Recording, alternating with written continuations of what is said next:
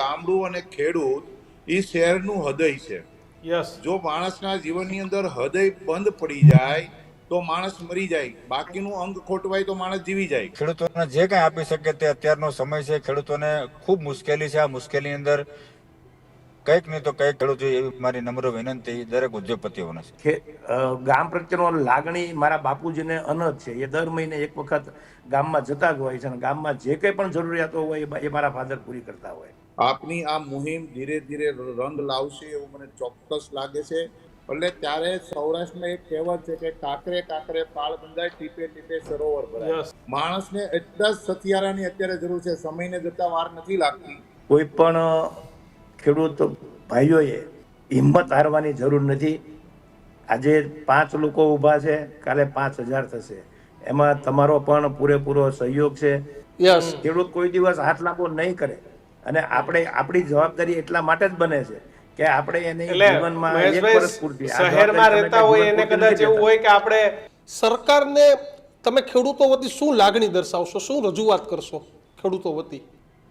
ભાઈ દીક્ષિત, સરકાર તો મને લાગે છે ત્યાં સુધી ખૂબ સારું પેકેજ જાહેર કરશે જ. કારણ કે સરકારે અત્યારે એક્ટિવલી જે રીતનો કામગીરી ખેતરમાં જઈને જે પ્રત્યક્ષ છે ખેડૂત મંત્રીશ્રીઓ, અધિકારીશ્રીઓ, એ ઉપરથી મને લાગે છે કે સરકાર પણ ખૂબ સારી સહાય કરશે. સરકાર તાત્કાલિક ધોરણે સહાય કરે એવી મારી ખૂબ વિનંતી છે.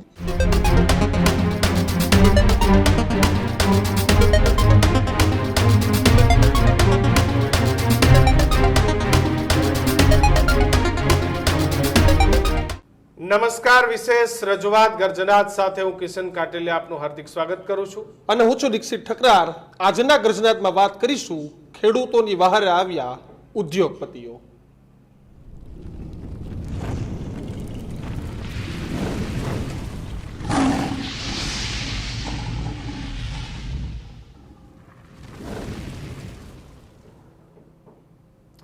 ઘણા દિવસોથી ખેડૂતો મામલે ચર્ચા કરીએ છીએ. ભાજપ, કોંગ્રેસ કે પછી ખેડૂતો બધા જ સાથે ચર્ચાઓ કરતા હતા અને એક વાત વારંવાર કહેતા હતા કે સરકાર તો મદદ થતી કરશે પણ સરકારની અમુક લિમિટેશન્સ છે, કારણ કે સરકાર એક છે ને ખેડૂતો અનેક છે. અને આપણે એક મુહિમ ન્યૂઝરૂમ લાંબા સમયથી કહેતું હતું કે સામાજિક શ્રેષ્ઠીઓ, સામાજિક આગેવાનો, ઉદ્યોગપતિઓ, ધાર્મિક સંસ્થાઓ આ બધાએ ખેડૂતો માટે આગળ આવવું જોઈએ. અને હું પણ કહેતો આવતો હતો કે આપણે વાતો કરી શકીએ, આપણી પાસે રસ્તો નથી. પત્રકાર તરીકે અમે ચિંતા વ્યક્ત કરી શકીએ પણ આપી કોણ શકે કે જેની પાસે કંઈક ઈશ્વરે આપ્યું છે ને એ વ્યક્તિ અત્યારે કોઈને મદદ કરી શકે. ઈશ્વરે તો બહુ બધા લોકોને આપ્યું છે. આપણે બધું ના આપી શકીએ પણ આપણે ડોનેશન પણ આપી શકીએ, નાનું નાનું ડોનેશન આપી શકીએ. કોઈ ખેડૂતો માટે કામ કરતા હોય તો ત્યાં જઈને આપણે આપણું નાનું ડોનેશન જેટલું આપણાથી પહોંચાય એટલું ડોનેશન કરીએ. પણ સૌરાષ્ટ્રની અંદર જે નુકસાની છે, નુકસાનીને માં મદદરૂપ થવા ખેડૂતોને એવા વતનોના રતન એ લોકોની વચ્ચે આવ્યા છે અને જે મુહિમ હતી, જે અપીલ હતી એને પોતે સૌથી પહેલા સાકાર કરી છે કે જો અમે અમારા ગામને, અમારી આજુબાજુના ગામડાઓને કેવી રીતે બચાવી શકાય એના માટેની અમે મુહિમ અમે લાવી રહ્યા છીએ, તો તમે પણ આમાં જોડાઓ. આજે એવા જે વતનોના રતન છે દીક્ષિત, એમની સાથે આજે ગર્જનાત કરો. એટલે સરકાર તો આપશે પણ સરકારની સાથે કિશને વાત કરીને આપણે પણ આપવાની જરૂર છે. આમ તો ઉદ્યોગપતિનું નામ પડે એટલે આપણે હંમેશા એવું જોઈએ કે બહુ બધા પૈસા બનાવી લીધા, ક્યારેક મીડિયામાં આવીને ઘણા બધા લોકો ક્યાંક ગાળો બોલે, ક્યાંક આ બોલે, પરંતુ આજે એવા સમાજના ઉદ્યોગપતિઓ છે કે જેને સરકાર પહેલા, એટલે અમે તો એવું ટોઇટલ માર્યું કે ઉદ્યોગપતિ હોય તો આવા કે જ્યારે જરૂર હતી. કારણ કે કિશન આમ તો આ ત્રણેય મૂળ ખેડૂત પુત્ર, ઘણા બધા એવા છે કે જેને આ ડોનેશન આપ્યું, ખેડૂતને મદદ કરી, પરંતુ આજે એટલા માટે કારણ કે ખોડલધામના ટ્રસ્ટી અને ઉદ્યોગપતિ પણ દિનેશ કુંભાણીએ ગઈકાલે 4 થી 5 ગામડાઓ માટે એવી જાહેરાત કરી કે 11,000 હેક્ટર દીઠ મારે ખેડૂતને સહાય કરવી છે. કારણ કે હું પણ આ જ ગામડાઓમાંથી આવ્યો છું, હું પણ મારું પણ આ જ વતન છે, હું પણ ખેડૂત પુત્ર જ છું. તો દિનેશભાઈને એવું થયું, મહેશ સવાણીએ પણ આ જ પ્રકારની અપીલ કરી હતી અને બાબુભાઈ જીરાવાલાએ પણ જીરા ગામમાં આ પ્રકારની મદદ કરી. તો બીજા પણ ઘણા બધા ઉદ્યોગપતિઓ છે કે જે લોકો સુધી, ખેડૂતો સુધી મદદ પહોંચાડી શકે ને પહોંચાડે પણ છે. ઘણાનું મીડિયામાં આવે છે, ઘણા નથી આવતું, પરંતુ આજે અમે ગર્જનાત એટલે કર્યો કે ગઈકાલે રાત્રે 11:30-12 વાગે દિનેશભાઈ કુંભાણીનો વિડીયો સામે આવ્યો. આ ત્રણેય ઉદ્યોગપતિ સાથે વાત કરવી છે. ત્રણેય ઉદ્યોગપતિ આપણી સાથે લાઈવ જોડાયા છે. ખોડલધામના ટ્રસ્ટી અને ઉદ્યોગપતિ દિનેશભાઈ કુંભાણી. સ્વાગત છે ન્યૂઝરૂમમાં આપનું. મહેશભાઈ સવાણી, ઉદ્યોગપતિ પાટીદાર સમાજના આગેવાન, આપનું પણ સ્વાગત છે. બાબુભાઈ, તમારું પણ સ્વાગત છે. સૌથી પહેલા દિનેશભાઈ કુંભાણી સાથે વાત કરવી છે. દિનેશભાઈ, આ વિચાર કઈ રીતે આવ્યો? કારણ કે મેં તમારો વિડીયો જોયો, તમે ગામડામાંથી જે વિડીયો બનાવ્યો, એક તો કેટલું દુઃખ થાય, અને જે માટી છે એનું ઋણ ચૂકવવાનો પણ આ વખતે સમય હતો. કેમ આ વિચાર આવ્યો? બિલકુલ દીક્ષિતભાઈ, એક તો સમાજના આગેવાનોને અને અમારા ખોડલધામ ટ્રસ્ટની પણ અપીલ હતી કે ભાઈ ઉદ્યોગપતિઓ પોતપોતાના વતનની અંદર, પોતાના ગામની અંદર ખેડૂતોને કંઈક ને કંઈક આર્થિક મદદ કરે. ત્યારે હું પણ આ ગામડામાંથી આવું છું. મારું બાળપણ, મારું એજ્યુકેશન, મારો બાળપણનો ઉછેર આ દરેક ગામડામાંથી હો. અને અમારા વડીલો, અમારા પૂર્વજોએ ખૂબ કાળી મહેનત કરી, ખેતી કામ કરી, અમને ભણાવ્યા, અમને ગણાવ્યા. કુળદેવી ખોડિયારની કૃપાથી આજે આર્થિક સંપન્ન આપણે છીએ. અત્યારે ખૂબ મોટી મુશ્કેલી છે. તમામ પાક નષ્ટ થઈ ગયો. ખેડૂતોએ વાવેલા પણ બળી ગયા છે, અને જે તૈયાર પાથરા પડ્યા હતા. અમારા વિસ્તારની અંદર જનરલી જોવા જઈએ તો વધારે પડતું મગફળીનું વાવેતર હતું, અને આ મગફળીના તમામ જે ખેતરો હતા, તમામ મગફળી નષ્ટ થઈ ગઈ. ત્યારે ખૂબ દુઃખ થયું, અને આ દુઃખની અંદર ખેડૂતોને આપણે ફૂલની તો ફૂલની પાખડીના રૂપે મેં મારા બાદલપુર, મારા સાખડાવદર, પ્રભાતપુર અને સેમરાળ આમ કરીને કુલ 4 ગામ અમારે પ્રતિ હેક્ટર રૂપિયા લેખે આપણે સહાય આપવાનું એક સંકલ્પ કર્યો છે. દિનેશભાઈ, તમે પણ અત્યારે જે સહાય કરો છો, તમે શું અપીલ કરશો? જ્યારે તમે આ બીડું ઝડપ્યું છે, તમે તમારા જેવા અથવા તો જે ડોનેશન કાપી શકે એને શું તમે અપીલ કરશો? હું અપીલ જરૂરથી કરીશ કે આપણે બધા જ, આમ તો ગુજરાત છે ને ઇન્ડસ્ટ્રીયલ ડેવલપમેન્ટ રાજ્ય કહેવાય. રાજ્યની અંદર જે કઈ ઉદ્યોગપતિઓ છે, મોટા ભાગના ઉદ્યોગપતિઓ ગામડામાંથી જઈ અને શહેરની અંદર વસવાટ કરી અને પોતપોતાના ઉદ્યોગ ધંધાની અંદર ખૂબ સારી રીતે સ્થાયી થયા છે. તો એટલું ચોક્કસ કહે કે જેનાથી જે થઈ શકતું હોય તે નાની મોટી પોતાના ગામની અંદર, પોતાના મહોલ્લાની અંદર અથવા તો પોતાના વિસ્તારની અંદર ખેડૂતોને જે કંઈ આપી શકે તે અત્યારનો સમય છે. ખેડૂતોને ખૂબ મુશ્કેલી છે. આ મુશ્કેલીની અંદર કંઈક નહીં તો કંઈક ખેડૂત જોઈએ એવી મારી નમ્ર વિનંતી દરેક ઉદ્યોગપતિઓને છે. બિલકુલ. મહેશભાઈ જોડાયેલા છે દિનેશભાઈ આપણી સાથે. મહેશભાઈ, આ વખતે ઋણ ચૂકવવાનો સમય છે, તમે પણ એક જાહેરાત કરી છે, બીજા પણ સમાજના લોકોને શું અપીલ કરશો, ને તમને પણ આ વિચાર કઈ રીતે આવ્યો? સર્વપ્રથમ તો દિનેશભાઈ કુંભાણી અને બાબુભાઈ જીરાવાલા એ બંને જે સ્ટેપ લીધું છે ને, એ બદલ એ બંનેને દિલથી આવું છું. કારણ કે શરૂઆત કોઈ કરે તો પાછળ બધા એમાં જોડાવાની સંભાવનાઓ રહે. અમારા ગામમાં પાલતાણા તાલુકાનું અમારું ગામ રાણપરડા, અને હમણાં અમે લાઇબ્રેરી બનાવી. એટલે જે ખેડૂતોને ટૂંકમાં ત્યાં રહેતા લોકોને, આપણે તો ત્યાં રહેતા નથી સૌરાષ્ટ્રમાં અત્યારે જે કંઈ પણ લોકો રહે છે, અમારા ગામમાં અત્યારે હાઈએસ્ટ યંગસ્ટર, લગભગ કોઈ ગામડાઓમાં યંગસ્ટર નથી, પણ અમારા ગામમાં વધારે પડતું યંગસ્ટર રહે છે. કારણ કે જે ગામની અમે વ્યવસ્થા કરી છે કે એમાં એને રોજીરોટી મળી રહે, એટલે લગભગ યંગસ્ટર બધા સુરત કે અમદાવાદમાં શિફ્ટિંગ થતા હોય છે, પણ અમારા ગામમાં યંગસ્ટરની સંખ્યા વધારે છે. મૂળ ખેડૂતને જે પ્રોબ્લેમ થયો છે, પાક નથી આ વખતે, જે મગફળી અથવા તો કપાસના ખેતરોમાં આ અતિ વરસાદને કારણે જે નુકસાન થયું છે, એમાં 3-4 વસ્તુઓ મેઇન છે. એક તો જાનવરોને કઈ રીતે સાચવવા, ગાય, ભેંસ, બળદને ખોરાક મળી રહે. આ લીલો કાળ કહેવાય, એટલે એ પ્રોબ્લેમ નથી. પ્રોબ્લેમ ખેડૂતોને પોતાના ખાવા માટે, પોતાના કોઈ પ્રસંગો માટે, બાળકોને ભણાવવા માટે, અથવા તો કોઈ મેડિકલ ખર્ચ આવે એને કઈ રીતે પહોંચી વળવું જ્યારે એમની પાસે કોઈ આ વર્ષે કોઈ આવક નથી. તો અમે એવું પ્લાનિંગ કર્યું છે કે અમારા ગામમાંથી કેટલા બાળકોને કેટલા બાળકો છે, એક તો એની ફી ભરવામાં આવે. પછી કોઈ હોસ્પિટલનું કંઈ નક્કી નથી, અત્યારે તો નથી, પણ આખા વર્ષ દરમિયાન કોઈ એક્સિડન્ટ, કોઈ કેસ થાય તો એમાં પીપી સવાણી પરિવાર એને હેલ્પફુલ થશે. બીજી વાત, મારા બાપુજી હંમેશા, અમે તો અમારો જન્મ સૌરાષ્ટ્રમાં થયો છે, પણ અમારો બાળપણ છે એ બધું સુરતમાં જ થયું છે.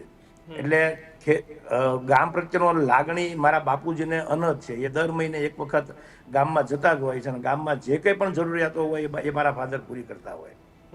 એટલે મેડિકલ લેવલનું, શિક્ષણ લેવલનું, અને ત્રીજી વસ્તુ કોઈ પ્રસંગ હોય તો અમારા પીપી સવાણીમાં પ્રસંગો એવા હોય કે જેને પપ્પા ન હોય એવી દીકરીઓ, પણ આ વર્ષે ગામમાં એવા કોઈ પણ દીકરા કે દીકરી હોય એને હમણાં જ મેં આજે એક સોશિયલ મીડિયા દ્વારા મેસેજમાં સાંભળ્યું કે ઉના તાલુકાના રેવત ગામની અંદર કોઈ ખેડૂતે એની દીકરીના લગ્ન માટે થઈને સુસાઇડ કર્યું.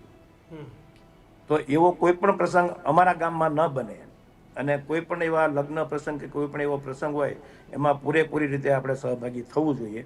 સરકાર પોતાની રીતે સર્વે કરીને જે કંઈ પણ સહાય આપે એ સહાય તો મળશે જ, પણ એક આપણી માતૃભૂમિનું ઋણ અદા કરવાના હિસાબે આપણે ત્યાં આપણા ગામમાં રહેતા બાળકોની ફી, એનું મેડિકલ અને એના પ્રસંગો પણ જો આપણે સાચવી લઈએ તો ઘણું બધું કહેવાય. અને એના માટે અમે પણ અમારી રીતે સર્વે કરવાનું ચાલુ કર્યું છે. બિલકુલ. બાબુભાઈ, શું કહેશો? ઘણી બાપે છે એના દીકરીના લગ્ન કરવાના સમય હતો, ઘણા સ્કૂલની ફી ભરવાની હતી, ઘણા સપનાઓ ખેડૂતો જોયેલા હતા, તમામ ઉપર પાણી ફરી વળ્યું. પરંતુ તમે અત્યારે 2-4 લોકો છો, અમે તો એવું ઈચ્છે કે આવા 2-4 હજાર લોકો બહાર આવે ને ખેડૂતો આ મહામારી જ કહી શકે કે મહામારીમાંથી બહાર આવે. તમને આ વિચાર કઈ રીતે આવ્યો ને હજુ પણ બીજા ઉદ્યોગપતિઓ, સામાજિક આગેવાનો એને શું અપીલ કરશો?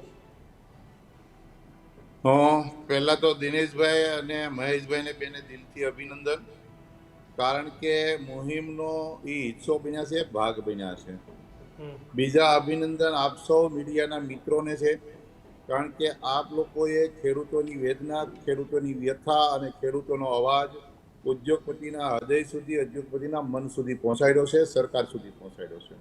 આપની આ મુહિમ ધીરે ધીરે રંગ લાવશે એવું મને ચોક્કસ લાગે છે, કારણ કે આવનારી જે પરિસ્થિતિઓ છે એ મહેશભાઈ કીધું તે અને દિનેશભાઈ કીધું કે ગામડાની અંદર અમે 15 દિવસ હતા, હું આજે હજી સુરત આવ્યો છું કારણ કે મેં પરિસ્થિતિ જોઈ છે.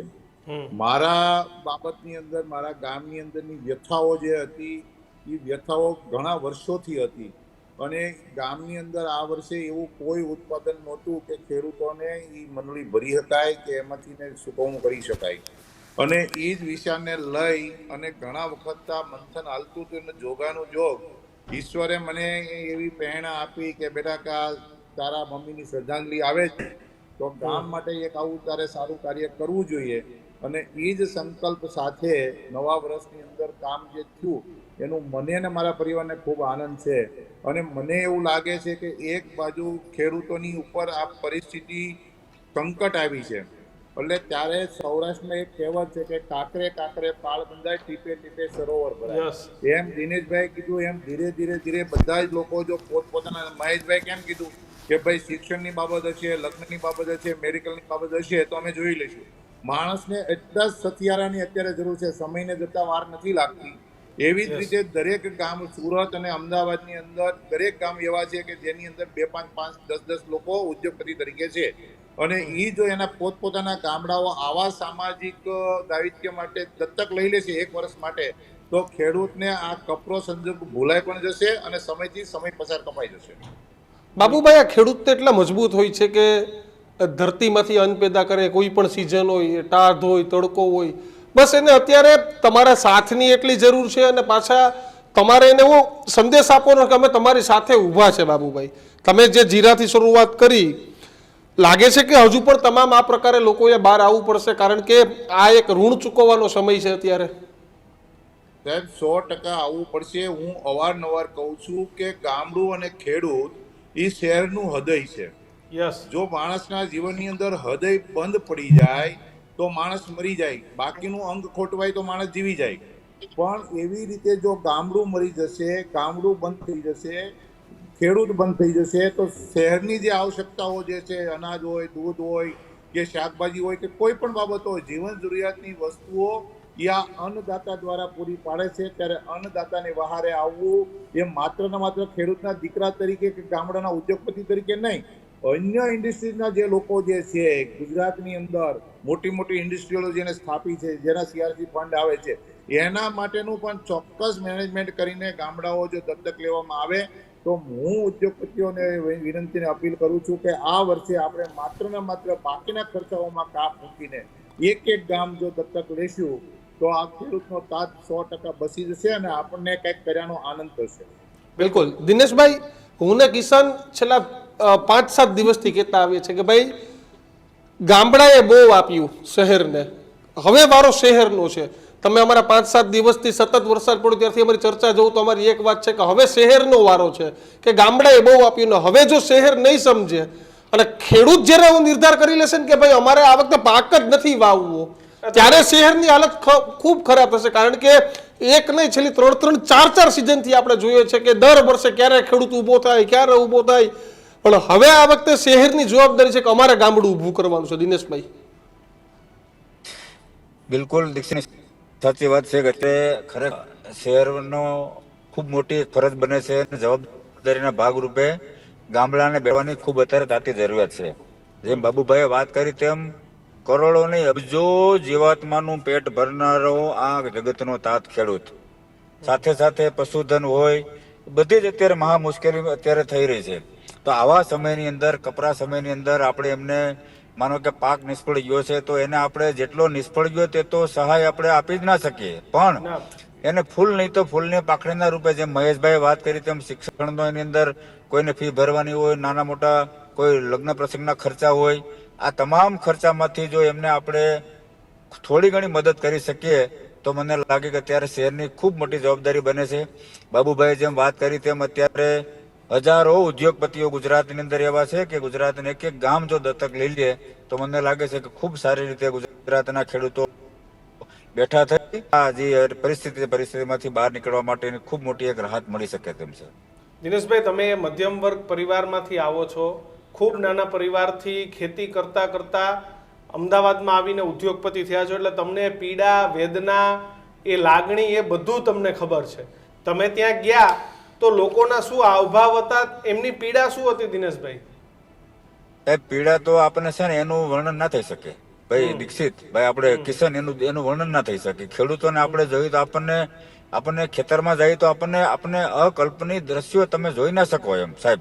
પાથરા તમે જોવો તો જે 2-3 ફૂટના પાથરા હોય એ પાથરા અત્યારે તમને કહો આમ દેખાય નહીં એવા ખેતર ઉપર થઈ ગયા, માટી અરે ભળી ગયા છે. માનો કે એનો જે માંડવી હોય તો માંડવી હળી ગઈ, એનો જે પાલો હોય, ડાઠા હોય તો ડાઠા બધા સડી ગયા. એટલે આ કલ્પનીય દ્રશ્યો હતા. સાથે સાથે મારે બીજી એક વાત કરવી હતી કે અમારા વિસ્તારની અંદર ખાસ કરીને હું આપના માધ્યમથી જણાવું કે 1983 ની અંદર આવા જ પ્રકારનું એક ખૂબ મોટો વરસાદ આવ્યો હતો ને વાવાઝોડું આવ્યું હતું અને એક જળવૃષ્ટિ ખૂબ મોટી થઈ હતી. અને અમારું બાદલપુર ગામ છે ને એ ઓજત નદીના બિલકુલ કિનારા પર આવેલું છે, જેમ આપણે સાબરમતી છે એ રીતે. તો એ સમયે અમારા આખા ગામની અંદર મોટા પ્રમાણમાં 10 કે 12 ફૂટ જેટલું પાણી આવ્યું ને આખું ગામ એમાં તરબોળ થઈને ખૂબ મોટી નુકસાની આવી હતી. લગભગ એમ કહેવાય ને એ સમયે એક પણ પશુ અમારા ગામની અંદર બેસ્યું નહોતું. બધા ઢોર પણ એ વખતે પાણીમાં તણાઈ ગયા હતા. જે બાંધેલા હતા એ પશુઓ ત્યાં જીવ ગુમાવ્યો હતો અને બધાની જે ઘર વખરી હતી, કપડાથી માંડી બધું જ નષ્ટ થઈ ગયું હતું. ત્યારે મારી ઉંમર માત્ર ને માત્ર 11 કે 12 વર્ષની હતી. પણ આ દ્રશ્યો મને આજે પણ યાદ છે. અને ત્યારબાદ પરિસ્થિતિમાંથી બહાર આવ્યા. અમારો પરિવાર, અમારા ગ્રામજનો જે રીતે બહાર, કોઈ મદદ કરી હતી, અમારા સગા સંબંધીઓ મદદ કરી હતી. મદદ આજે પણ મને બિલકુલ નજર સમક્ષ દેખાય છે. ત્યારે મને એમ થયું કે આ મદદ જો આપણે એ સમયે આપણને કરી હતી અને આપણે ખૂબ સારી રીતે એ વખતે એ સમય પસાર કરી ઊભા થઈ ગયા એમ. હા બિલકુલ. દિનેશભાઈ, મેં કાલના વિડીયો જોયા, તમે જાહેરાત કરતા હતા, તમે પોતે ભાવ વિભોર થઈ ગયા હતા એમ. બિલકુલ. દેખો, આપણે ત્યાં આપણો જન્મ ગામની અંદર થયો હોય, ત્યાં આપણે ભણ્યા હોય ને સામે બેઠેલા, આપણી બાજુમાં બેઠેલા વડીલો, આપણા બધા મિત્રો સાથે આપણે હળીમળીને મોટા થયા હોય, ખેતરમાં સાથે કામ કર્યું હોય, સ્કૂલ કોલેજની અંદર ભેગા ભણ્યા હોય, ત્યારે એ લોકોનું દુઃખ હોય આપણે જોયેલા, આપણને સ્વાભાવિક છે કે દુઃખ ખૂબ મોટું થાય એમ. બિલકુલ. મહેશભાઈ, અનેક ખેડૂતોના ફોન આવે કે ભાઈ અમારા ઘરે પ્રસંગ છે, અમારે દીકરાને ભણાવવો છે, દીકરીને ભણાવી છે, દીકરાને કંઈક ભણવા મોકલવો. તો મેં કિશનને એક વખત ફોન લાઈન ઓપન કરીને તો અમારી આંખમાં આંસુ આવી ગયા. એકાદ વિડીયો જોયો તો દીકરીને એના બાપા કહેતા હતા કે ભાઈ તને હું ભણાવીશ, હું તને કપડાં લઈ દઈશ.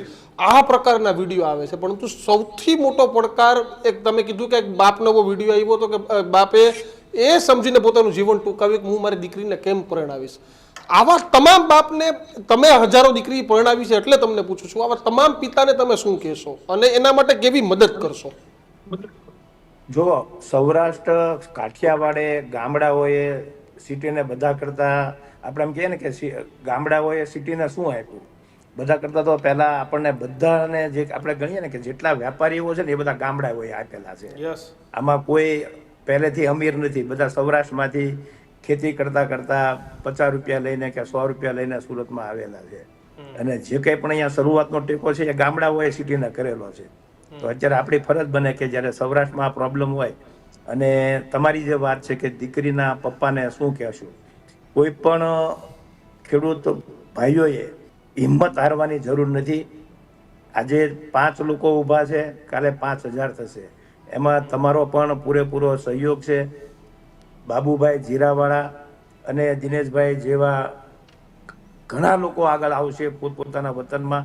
તમે તમારી મુહિમ ચાલુ રાખજો, અને અમે તો જે કંઈ પણ આપણે કરી શકતા હોઈએ આપણા વતન માટે એ આપણે હંમેશા કરવાનું જ હોય, અને એ કરતા જ આવતા હોઈએ છીએ. મહેશભાઈ, આ ખેડૂત છે એ હંમેશા આપણે અન્નદાતા કહેવાય, તમને ને મને કંઈક આપનારો છે, ક્યારેય ખેડૂત માગનારો નથી. આ વખતે આપણે તમામે સહિયારી જવાબદારીથી સમજવું પડશે કે ભાઈ આપણે કંઈક કરવું છે. માગનારો નથી એટલે જ આપણે દેવાની આપણી ફરજ બને છે. યસ, ખેડૂત કોઈ દિવસ હાથ લાંબો નહીં કરે, અને આપણી જવાબદારી એટલા માટે જ બને છે કે આપણે એને જીવનમાં એક વર્ષ પૂરતી શહેરમાં રહેતા હોય એને કદાચ એવું હોય કે આપણે પૈસાથી મગફળી, જીરું આ બધું પૈસાથી ખરીદી લેશું એમ, પણ જે દિવસ ખેડૂત એવો નિર્ધાર કરશે કે મારે વેચવું જ નથી, એ દિવસ પૈસાથી ન થવાનું. આ બધું સવાલ જ નથી. અને ખેડૂત, હું તો તમને ચોક્કસપણે કહી શકું કે અમે સુરતમાં રહીએ છીએ. સુરતમાં અત્યારે મંદિરનું વાતાવરણ છે, અને જે કંઈ પણ ટેકો અહીંયાના રત્ન કલાકાર ભાઈઓને કે ટેક્સટાઇલના ભાઈઓને થાય છે એ 50% ટેકો આજે છાશ પણ સૌરાષ્ટ્રમાંથી સુરતમાં આવે છે, અનાજ પણ સૌરાષ્ટ્રમાંથી સુરતમાં આવે છે. છેલ્લા 4-5 વર્ષની હાલત જોઈએ તો 50%નો ટેકો સુરતવાળાને પણ સૌરાષ્ટ્ર જ કરતું હતું, ખેતી કરીને કરતું હતું. એટલે હવે સુરતની, અમદાવાદની, રાજકોટની, બરોડાની આ તમામ શહેરોની જવાબદારી છે. બાબુભાઈ, તમામ લોકો જવાબદારી સહિયારી રીતે કઈ રીતે એવો કોઈ પ્લાન કરવો પડશે, એવો આગેવાનોએ બેસીને એવો નિર્ણય કરવો પડશે કે ભાઈ આ ખેડૂત હાથ લંબાવનારો નથી, માંગનારો નથી, પણ આપણે તમામે જઈને, તમે જેમ જીરામાં કર્યું, દિનેશભાઈના વિસ્તારમાં કર્યું, મહેશભાઈ કે છે, તમામ આગેવાનોએ એક સાથે બેસીને પણ આવો એક નિર્ણય કરવો પડશે કે ચાલો આપણે હવે ગામડે જઈએ, આપણે ગામડાના લોકોને, જેમ કોરોના વખતે આખી મહેશભાઈ મુહિમ ઉપાડી હતી કે તમામ લોકોને ગામડું યાદ આવ્યું હતું, એમ બાબુભાઈ સાચવ્યા હતા, બધાને ગામડાએ સાચવતા હતા. તો હવે ગામડાને આપણે ફરીથી ઊભું કરવાનું છે. સાહેબ, હું એવું માનું છું કે એક વખત શરૂઆત જ હંમેશા અઘરી હોય છે, અને એ શરૂઆત થઈ ચૂકી છે. કારણ કે ભૂતકાળની અંદર આપણે જોયું છે કે જ્યારે દુષ્કાળ પડ્યો ત્યારે કે સુરત અને અમદાવાદના ઉદ્યોગપતિઓએ ગામડે ગામડે જઈ કેટલ કેમ્પ કરી અને ખેડૂતોના પશુધનને બચાવ્યા છે. ત્યાર પછી જળ સંચયની જ્યારે અભિયાન શરૂ થયું ત્યારે ગામડે ગામડે ચેક ડેમ બનાવવા માટે ગામની કમિટીઓ બનાવી, ગામમાંથી જ લોકોને ઊભા કર્યા, ગામમાંથી જ દાતાઓને કે પ્રેરણા આપી કે ભાઈ તમે તમારા ગામમાં આવું કરો. એવી જ રીતે અહીંયા હવે એક મુહિમ શરૂ થઈ છે. મુહિમ શરૂ જે થઈ છે એ મને એવું લાગે છે કે આવનારા ટૂંકા સમયની અંદર દરેક વ્યક્તિ પોતપોતાના ગામની જવાબદારી લઈ લેશે, અને તમે લોકોએ જે આ અભિયાન ઉપાડ્યું છે, જે મુહિમ ઉપાડી છે, એ 100% સાર્થક થશે, એમાં કોઈ શંકાને સ્થાન નથી. આમાં માત્ર ઈચ્છા શક્તિની જરૂરિયાત હોય છે. દિનેશભાઈને મારો પરિચય નથી, પણ મહેશભાઈ સવાણી મને બહુ સારી રીતે જાણે છે. હું એવડો મોટો કોઈ ઉદ્યોગપતિ નથી, બહુ સાધારણ વ્યક્તિ છું, છતાં પણ માણસની મનની ઈચ્છા શક્તિ હોય ગામ પ્રત્યે આપવાની તો આપી શકાય છે. અને એવી જ રીતે બધાની ઈચ્છા શક્તિઓ ઊભી થશે અને થાય છે એવું મને લાગે છે, અને આવનારા દિવસોની અંદર ચોક્કસ આ પ્રકારનું રિઝલ્ટ આપણને મળશે. બિલકુલ. મારે ત્રણેય મિત્રોને, આગેવાનોને મારે એક સવાલ કરવો છે. ત્રણેયને એક જ સવાલ છે. દિનેશભાઈ, સરકારને તમે ખેડૂતો વતી શું લાગણી દર્શાવશો, શું રજૂઆત કરશો ખેડૂતો વતી? ભાઈ દીક્ષિત, સરકાર તો મને લાગે છે ત્યાં સુધી ખૂબ સારું પેકેજ જાહેર કરશે જ, કારણ કે સરકારે અત્યારે એક્ટિવલી જે રીતનો કામગીરી ખેતરમાં જઈને જે પ્રત્યક્ષ છે ખેડૂત મંત્રીશ્રીઓ, અધિકારીશ્રીઓ, એ ઉપરથી મને લાગે છે કે સરકાર પણ ખૂબ સારી સહાય કરશે. પણ વહેલી તકે જો સહાય ખેડૂતોને ચૂકવવામાં આવે તો મને લાગે કે અત્યારની જે પરિસ્થિતિ છે ને, પરિસ્થિતિમાંથી ખૂબ ઝડપભેર ખેડૂત બેઠો થઈને બહાર આવી શકે.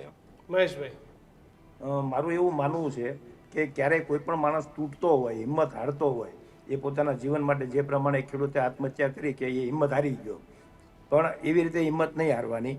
સરકાર પણ એને અત્યારે ખેડૂતની બાજુમાં ઊભા રહે, ગામના અગ્રણીઓ પણ ખેડૂતની બાજુમાં ઊભા રહે, અને સરકાર વહેલામાં વહેલી તકે, આપણે અત્યારે સરકારે એમ કીધું કે ટેકાના ભાવથી આવતા મહિનાથી ખરીદી ચાલુ કરશે, પણ ટેકાના ભાવથી એમની પાસે માલ હશે તો ખરીદી કરશે ને, જ્યારે બિલકુલ. માલ જ નથી વધ્યો તો શેની ખરીદી થશે? એટલે મોટામાં મોટી બાબત તો એ છે કે હેક્ટર દીઠ સરકાર એમને સારી એવી એક રકમ ફાળવવામાં આવે. હું કમસે કમ, આપણે એમ નથી કહેતા કે એને નફો મળે, પણ એમણે જે ખાતરમાં, જે ખેતરમાં બિયારણ વાવ્યું છે, જે એમણે એમાં દવા છાંટી છે, અને એના જે એની જે કઈ મહેનત મજૂરી છે એ બધી મળી જાય. હા, એ બધી એને મળી જાય એટલું બી એને થઈ જાય તો ખાવાનું તો ખેડૂતનો દીકરો છે ગમે નથી પેદા કરશે. અને અગ્રણીઓ, ગામના અગ્રણીઓ છે એને ભણવા માટે, મેડિકલ માટે કે એના પ્રસંગો માટે મદદ કરશે. તો ખેડૂત કોઈ દિવસ સુસાઇડ કરવાનું નહીં વિચારે, એવું હું ચોક્કસપણે માનું છું. સરકારને વિનંતી કરું છું કે ખેડૂતોને સારામાં સારા પેકેજની જાહેરાતો કરવામાં આવે. બાબુભાઈ, બસ મહેશભાઈ ને દિનેશભાઈ કીધું મારો છે, કારણ કે ખેડૂત પ્રત્યેની સહાનુભૂતિપૂર્વક સરકાર ખૂબ સારું વિચારે છે, પોઝિટિવ વિચારે છે, અને તાત્કાલિક ધોરણે પેકેજ જાહેર થઈ જશે એવું લાગે છે. જે રીતે માન્ય મુખ્યમંત્રી સાહેબનું, કૃષિ મંત્રી સાહેબનું જે સ્ટેટમેન્ટ, નિવેદન આવે છે, એ જોતા એવું લાગે છે કે આવતા વીકની અંદર ખેડૂતોને એક સારા સમાચાર મળશે. દિનેશભાઈ, બીજું કે આ ભીનો દુષ્કાળ છે એટલે એટલી હતાશા ખેડૂતોએ રાખવાની જરૂરિયાત નથી. અત્યારનો કપરો સમય ચોક્કસ, પણ શિયાળુ પાક અને ઉનાળુ પાક જો પાણી પીડ્યું છે એટલે એનો બેનિફિટ થશે. પહેલા વર્ષો પહેલા દુષ્કાળ પડતા, અને જે સૂકા દુષ્કાળ પડતા ત્યારે પાણીની પરિસ્થિતિ હતી, ઘાસચારાની પરિસ્થિતિ હતી, અનાજની પરિસ્થિતિ હતી. આ સંજોગોની કરતા ભીનો જે દુષ્કાળ પડ્યો છે એ કુદરતે જે રીતે કર્યો હોય તે, પણ એકંદરે આપણે એને પોઝિટિવ જોઈએ, સારા દ્રષ્ટિકોણથી જોઈએ કે ભાઈ કમસે કમ પાણી છે તો એનો વિકલ્પ આવશે. વિકલ્પ છે તો બીજું ખેતી કરવાનું. હા, પણ શિયાળુ પાક બનાવવા માટે એને ખેડૂતને જે પૈસાની જરૂરિયાત છે, આવનારો પાક લેવા માટેની જે જરૂરિયાતો છે, એને સાધન સામગ્રી કે બિયારણ લેવા માટેની જે જરૂરિયાત છે, એ જરૂરિયાત સરકાર તાત્કાલિક ધોરણે સહાય કરે એવી મારી ખૂબ વિનંતી છે. દિનેશભાઈ, 2001 નો ભૂકંપ તમને કદાચ યાદ હશે. કચ્છ કાઠિયાવાડ જે રીતે બરબાદ થયું હતું અને આજે જે રીતે કચ્છ ઊભું થયું છે એનું એક ઉત્તમ ઉદાહરણ પણ છે. ઘણીવાર એ જેની સાઈડ ઇફેક્ટ હોય છે બહુ પોઝિટિવ હોય છે. ના ના, બહુ સાચી વાત છે ભાઈ કિશનભાઈ. 2001ના ભૂકંપની ખૂબ સારી રીતે એ દ્રશ્યો મને યાદ છે.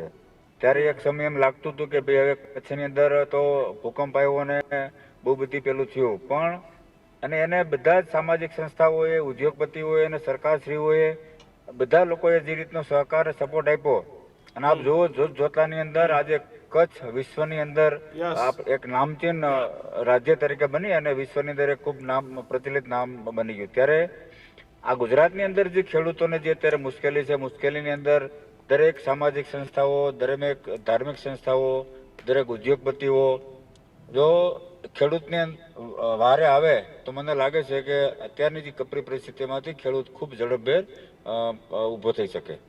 બિલકુલ બિલકુલ. મહેશભાઈ, દિનેશભાઈ અને બાબુભાઈ, આપ ત્રણેયનો આભાર અમારી સાથે જોડાયા એ બદલ. અને તમારી આ મુહિમને પણ ન્યૂઝરૂમના માધ્યમથી ખૂબ ખૂબ વધાવીએ છીએ, કારણ કે અંતે તો આપણે બધા ખેડૂતના દીકરા છીએ. ભલે હાથ બાર ઉપર જ હવે ખેડૂત રહ્યા છે, પણ જીવ હજી ખેડૂતનો છે. એટલે બધાએ મહેશભાઈ, દિનેશભાઈ અને બાબુભાઈ, આપ ત્રણેયને વધાવીએ છીએ અને આ મુહિમમાં વધુમાં વધુ લોકો જોડાય એ જ આશા અપેક્ષા. આપ ત્રણેયનો ખૂબ ખૂબ આભાર. Thank you. બસ, તો વાત એ જ હતી. આ ત્રણેય ઉદ્યોગપતિ, આગેવાન, ટ્રસ્ટ, ખોડલધામના ટ્રસ્ટી, આ તમામને બેસાડવાની અમારો કારણ એક જ કે બીજાને પણ આવી પ્રેરણા મળે. અમે હજુ કહીએ છીએ કે એક જ શબ્દ વારંવાર કે હવે આપણો સમય આવ્યો છે, હવે શહેરનો સમય આવ્યો છે. હું ને કિશન વધારે કંઈ નથી કરી શકતા, પણ રોજ 5 મિનિટ આ ખેડૂતો માટે અપીલ તો કરી જ શકીએ કે હવે તમારી પાસે જે કાંઈ પણ હોય, આપણે હવે ગામડાને બેઠું કરવાનું છે, ગામડાને ઊભું કરવાનું છે. સામાજિક સંસ્થાઓએ બહાર આવવું જોઈએ, અને એવી સંસ્થાઓ બહાર આવે કે જે ટ્રસ્ટેડ હોય, જેનો વિશ્વાસ હોય, અને જ્યાં ખરેખર કોઈ ખેડૂત માટે રૂપિયાથી લઈ અને લાખ કરોડ સુધીનું જે કંઈ ડોનેશન કરે અને એ ડોનેશન ખરેખર ખેડૂત સુધી પહોંચે, આવા આયોજન સામાજિક સંસ્થાઓએ કરવા જોઈએ. પહેલાં તો ટ્રસ્ટેબલ, કારણ કે ખેડૂતના નામે પછી ચીટિંગવાળા લોકો ચાલુ ના થઈ જાય, સાયબર માફિયાઓ ના આવી જાય, પેટીએમ શરૂ કરીને પૈસા ઘર ભેગા ના થઈ જાય, એ પણ જોવાનું છે. પણ ખેડૂત પણ જેમ દિનેશભાઈ જવાબદારી લીધી, બાબુભાઈ જવાબદારી લીધી, તમે તમારા ગામડે જાઓ. હા, કોઈ વ્યક્તિ જવાબદારી લોન પછી એ તમે તમારા ગામડે જઈને તમે એક હાથે, જેમ દિનેશભાઈ કીધું કે ભાઈ મારી 11,000 રૂપિયા હેક્ટર દીઠ ખેડૂતને આપવાને એટલે 4-5 ગામડે કોઈ નાની રકમ છે, ખૂબ મોટા પૈસા. ખૂબ મોટા પૈસા છે. તો આવી જવાબદારી લ્યો. તમે એકલા ન પહોંચી શકો તો 2-4 લોકો સાથે જઈને તમે તમારી પહોંચી વળો. મુહિમમાં લોકોને જોડો કે ભાઈ હું મદદ કરું છું, તમે પણ મારી સાથે આવો મદદ કરવા. અને ભાઈ હું નથી માનતો ગુજરાતના તાલુકા મથકે કોઈ મોટો માણસ કે કોઈ મોટો પૈસાવાળો મોટો ઉદ્યોગપતિ ના હોય. રાજકારણીઓ પાસે પણ ખૂબ પૈસા છે, ઉદ્યોગપતિઓ પાસે પણ ઘણા બધા પૈસા છે. અને અત્યારે બધાનો એક સમય છે કે થોડા પૈસા તમે તમારા ખેડૂતો પાછળ ને તમારા વિસ્તાર પાછળ વાપરો તો ફરી તમારો એક એવો સમય આવશે જ્યારે ચૂંટણીએ તમારે પૈસા નહીં વાપરવા પડે ને લોકો તમને વોટ આપી જશે. અને બીજી વાત એ છે કે મંદીનો માહોલ ક્યારે હોય ખબર છે? કે ખેડૂતને પાક સારો ન થયો હોય, લીલો કે સૂકો દુષ્કાળ પડ્યો હોય, જ્યારે ખેડૂતના ખેતરમાં આવક થઈ હોય ને ત્યારે એના ધંધા ભંડાર ભેગા કરી રાખવાનું ટેવ નથી કીધું ને એ મોજથી આવે ને એ જ ખેડૂત આ જ શહેરમાં આવીને પૈસા વાપરવાનો છે. આજુબાજુના બધા ગામડાઓની બાજુમાં જે અટાણું કરવાનું જે મોટું ગામ કે મોટું શહેર હોય ને કે નાનું શહેર હોય ત્યાં અટાણું કરવા આવે ખેડૂતો. અને અત્યારે ખેડૂતો પાસે પૈસા નહીં હોય તો એ ગામમાંય મંદી હોય છે. અને તમે યાદ રાખજો ઉપરથી લઈને નીચે સુધી પૈસા એ ખેતીના ફરાય છે. અને આ દેશ એવડો મોટો કોઈ ચાર્ટર્ડ પ્લેનમાં ફરનારાનો દેશ નથી. દેશ જ ખેતી પ્રધાન છે. પ્રધાન દેશ છે જ્યાં 70% કરતા પણ વધારે લોકો આજે ખેતી અને પશુપાલન કરે છે. અને આપણા દેશનો તો નારો છે જય જવાન જય કિસાન. તો આપણે બસ એ જ કરવાનું છે, જય જવાન જય કિસાન. આજના ગર્જનાથને અમે જય જવાન જય કિસાન સાથે સમાપ્ત કરીએ છીએ, પરંતુ સતત અમે અમારી આ મુહિમ ચાલુ રાખશું. અને જે કોઈ જાહેરાત કરશે ઉદ્યોગપતિઓ અને તમામ જે કોઈ મદદમાં આવશે અને આ ન્યૂઝરૂમનું ગર્જનાદ એ મંચ આપવા માટે હંમેશા તૈયાર છે. તમારાથી થતી મદદ ખેડૂતોને કરો એ જ આશા અપેક્ષા. ન્યૂઝરૂમ ગુજરાતને લાઇક શેર અને સબસ્ક્રાઇબ કરવાનું ભૂલતા નહીં. જીઓ અને GTPL 285 પર ન્યૂઝરૂમ ગુજરાત જોવાનું ભૂલતા નહીં. નમસ્કાર.